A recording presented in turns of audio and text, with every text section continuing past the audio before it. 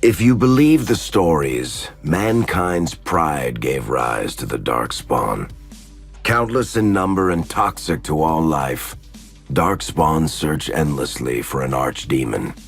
When they find one, darkspawn armies surge up from their corrupt barrows beneath the ground, and a blight begins. Grey Wardens are the only warriors capable of destroying an archdemon, and history always honors the one who sacrifices all to kill the beast. In the fifth Blight, the Warden was the Hero of Ferelden, youngest child of Ferelden's powerful Teryn Cousland. Betrayal saw the Couslands' ancestral castle burn, and the Teryn and his wife slain. Duncan, a Grey Warden, helped the young noble escape to a new life with the Wardens. The allied Ferelden and Grey Warden forces met in Ostagar, where King Cailan's armies and a host of Wardens gathered, ready to destroy the darkspawn. But valor turned to despair as Loghain betrayed his king. Cailan's forces were slaughtered, and the south was lost. The hero, now a full-fledged Grey Warden, survived with the aid of Flemeth, the mysterious witch of the wilds. Joined by Flemeth's daughter, Morrigan, and a Grey Warden named Allistair, the hero set out to build an army strong enough to abolish the Blight. With the traitorous Loghain now seated on Ferelden's throne, the Wardens sought help from the influential Arl Eamon of Redcliffe. However, they arrived in Redcliffe to find the town under siege. As each night, undead rose in waves and assailed the battered village. With the hero's help, the people of Redcliffe stood fast against the undead horde. The Wardens reached Arl Eamon's castle only to find the Arl lying at the edge of death, and his court fallen into madness. To save his father's life, Eamon's young son, Connor, had made a deal with a demon, and quickly fallen victim to its possession. The hero intervened, freeing Connor from possession and breaking the demon's hold over Redcliffe. But deals with demons are never straightforward. The demon agreed only to save Eamon's life, not restore him to health. Arl Eamon needed a miracle to recover. The hero located an urn containing the sacred ashes of Andraste, which were said to cure any ailment. The urn was protected by ancient traps, tests of will, and a dragon-worshipping cult that wanted to twist the urn's power to its own ends. The urn remained pure, but mysteriously disappeared after the Wardens departed. Only the temple dedicated to it still stands. With a pinch of the ashes, the hero restored the Arl to health. Informed of Loghain's treachery, Eamon swore his political and military support. The circles of Magi are bound by oath to aid the Grey Wardens in times of blight. However, Lake Calenhad's tower could offer little help. One of its mages, Uldred, had become possessed by a pride demon and was twisting other circle mages into abominations. The hero fought to the top of the tower and defeated Uldred, saving the remaining mages. Grateful for their lives, the mages joined the Warden's army. The allies gained at the circle were not the only soldiers to join the Warden's forces, however. Dalish elves don't usually make alliances, but even deep hatred can be set aside in the face of oblivion. An ancient curse was destroying Ferelden's largest Dalish clans, turning the elves into werewolves. Zathrian, the clan's keeper, claimed that the cure required the heart of the great wolf, Witherfang. Years before, Zathrian himself had afflicted a group of humans with the curse that now ravaged his clan. As long as he lived, the curse endured. The hero freed the werewolves from the long-standing curse, and the Dalish joined the Warden's forces. Blights may happen hundreds of years apart, but the dwarves who live below the surface of Thedas fight darkspawn every day.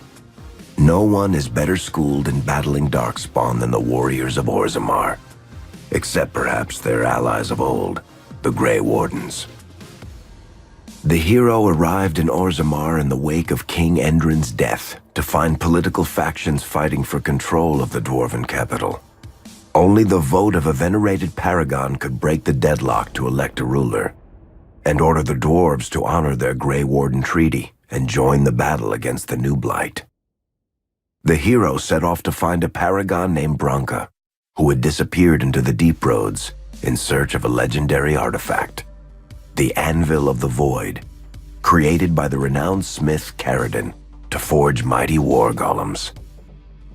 The hero helped Caradon destroy the Anvil of the Void, along with the dark secrets that could trap a living soul inside a mechanical construct.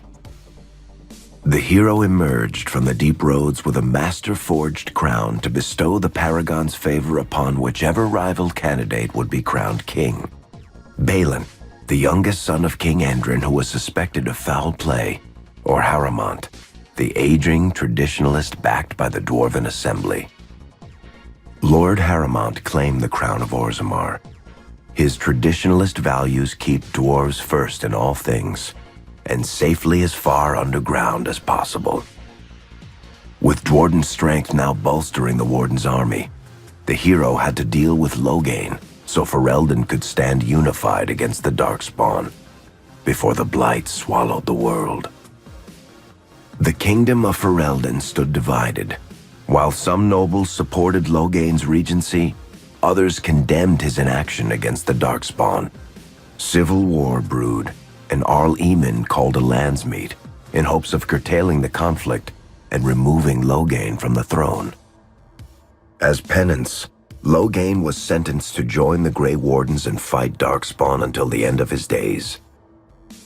As the Wardens' united army massed in Redcliffe, the darkspawn overran Denerim, laying siege to Ferelden's capital city. The hero's army fought valiantly through Denerim and broke the darkspawn siege. On Fort Dracon's highest tower, the hero's strongest allies fought alongside the Warden in a final heroic battle against the massive Archdemon. The Archdemon was killed without the sacrifice of a Grey Warden's life. With no Archdemon to lead them, the darkspawn scattered. Most fled underground, still teeming in number and always seeking a new Archdemon to awaken. The shattered kingdom of Ferelden embarked on a long journey to recovery. In the Blight's aftermath, strong leadership was crucial. Honora McTeer, daughter of Loghain and widow of Cailan, married the hero, uniting two of the most powerful families in Ferelden in rule. Ferelden still stands, as obstinate and resolute as the Dog Lords ever are, but the events of the Fifth Blight loom over it as the nation rebuilds. For people across Thedas, legends of the hero of Ferelden remain the nation's brightest beacons of hope during its darkest times. It all began in Kirkwall, the fall of Knight Commander Meredith, the Kunari Uprising, and of course, the Chantry's destruction and the onset of Mage Rebellion. One person always stood amidst the swirling chaos: Hawke, the champion of Kirkwall. The Hawke family fled Lothering, refugees from the Blight. Leandra, mother of the champion, and siblings Bethany and Carver, hoped to find refuge at her family's estate in Kirkwall, far to the north. As a mage with a family legacy of magic on both sides, Hawke naturally became involved in the events that ultimately led to the Mage Rebellion. The Hawkes escaped the Blight with the help of Aveline Valen, a warrior and family friend. It's said that the family was also aided by Flemeth, the notorious witch of the wilds. Hawke's sister Bethany never reached the free marches. She was killed by darkspawn while defending her family. The family's first years in Kirkwall were difficult. Leandra's brother Gamlin had lost the family fortune. The Hawkes lived in poverty, forced to indenture themselves in return for entrance to the city. To pay off the debt, Hawke was forced to work for a band of mercenaries. All the while, Hawke and Carver did their best to hide Hawke's magic from the Templars. Opportunity eventually struck in the form of a dwarf named Bartrand Tethras, who was planning an expedition to the Deep Roads. It was a long shot, but with gold gained from the expedition, Hawke could free the family from its criminal creditors and further Templar scrutiny. Hawke met a rogue Grey Warden named Anders, who possessed detailed maps of the Deep Roads. These maps were crucial to the expedition's success. Once Hawke obtained them, everything else fell quickly into place. Out of concern for his safety, Hawke insisted that Carver stay in Kirkwall rather than accompany the expedition. Hawke did find ancient dwarven treasure, but the group also stumbled upon a statuette formed from a strange red lyrium. Upon returning to the surface, Hawke learned that Carver had joined the Templars, pursuing his own fate instead of living in his sibling's shadow.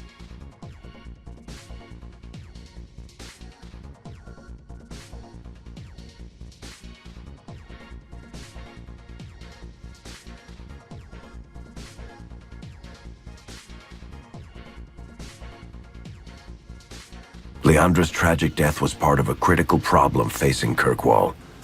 Rising tension between the city's mages, who felt increasingly oppressed, and Templars, who grew increasingly suspicious of their activities. Adding to the strain, a large contingent of Qunari had also established themselves in Kirkwall, much to the growing discomfort of the city's rulers.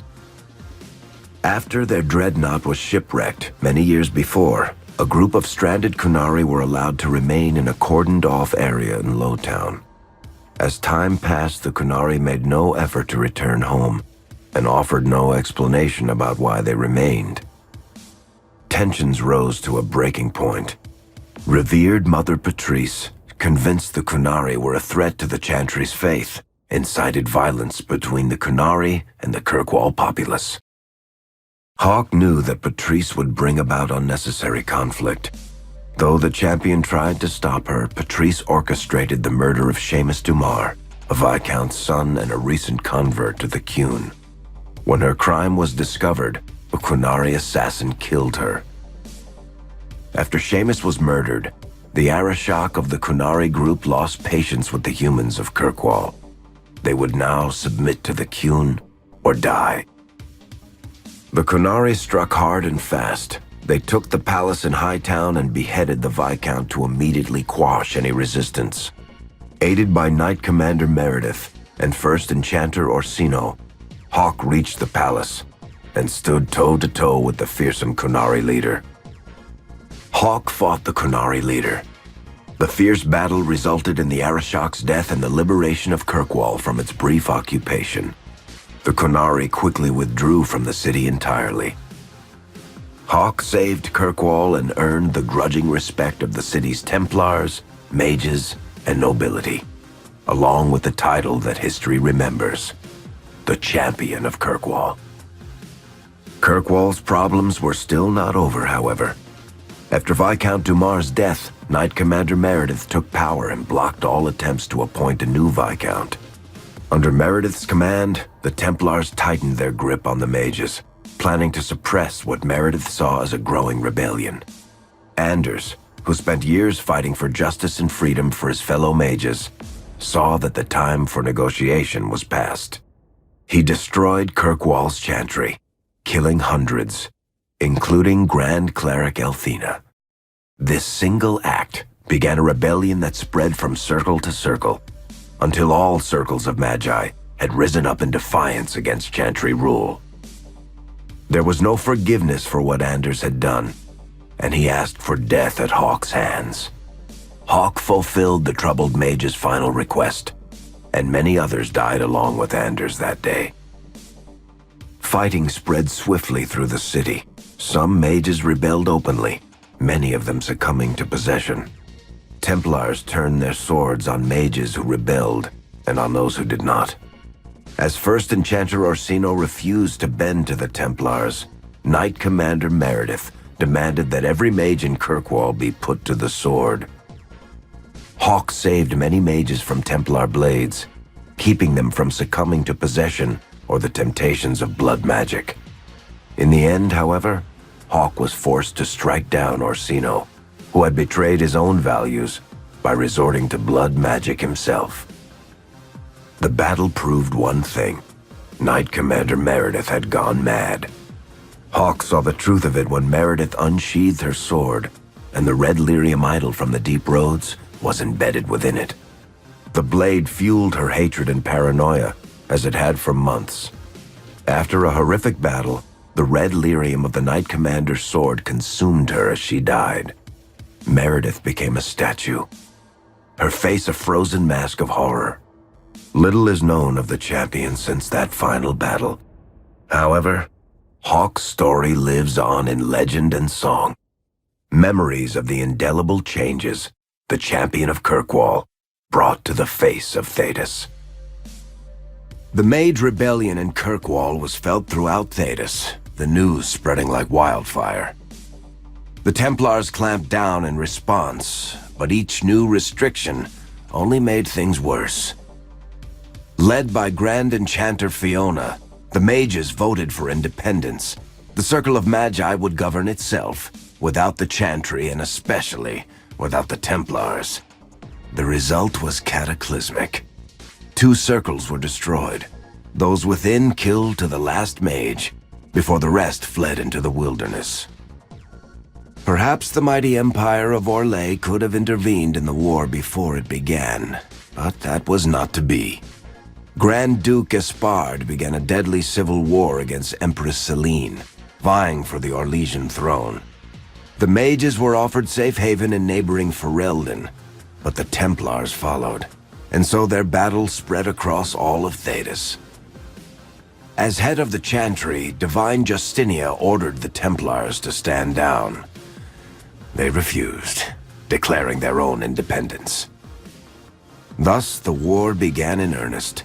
Templars hunting mages, mages fighting Templars. Their clashes wreaked untold destruction, and all sense of order was falling to pieces. Divine Justinia made one final desperate bid to end the war. She approached the leaders of both sides and convinced them to come to a conclave held on neutral ground.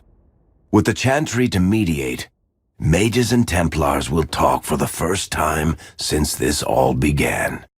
It is our last, and perhaps our only, chance for peace.